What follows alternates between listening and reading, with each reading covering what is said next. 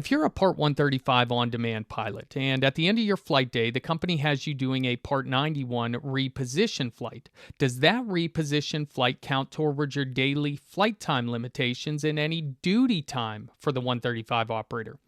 One thing you should know right away is that the company is authorized to do certain Part 91 flights, and they can use all of their authorizations and op specs to do that. You can find that in your op spec A001, and Part 91 repositioning is one of those cases.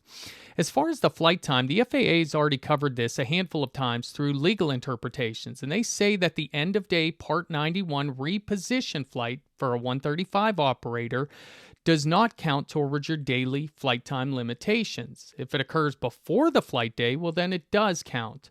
In either case, though, you do have to count it into your quarterly and your yearly flight time limitations. As far as duty time is concerned, what you really need to know is that this type of flight is not a valid rest period. Again, through legal interpretation, the FAA has consistently defined rest for a 135 on-demand pilot as known in advance, continuous, and free of all company responsibility and obligations. And so if you're required to do this Part 91 reposition flight or you're doing work for the operator, then that is not a valid rest period. Now, this scenario of the end of day Part 91 flying has come up a handful of times in the past. And so don't be surprised if you see some updates to regulations in the future about this.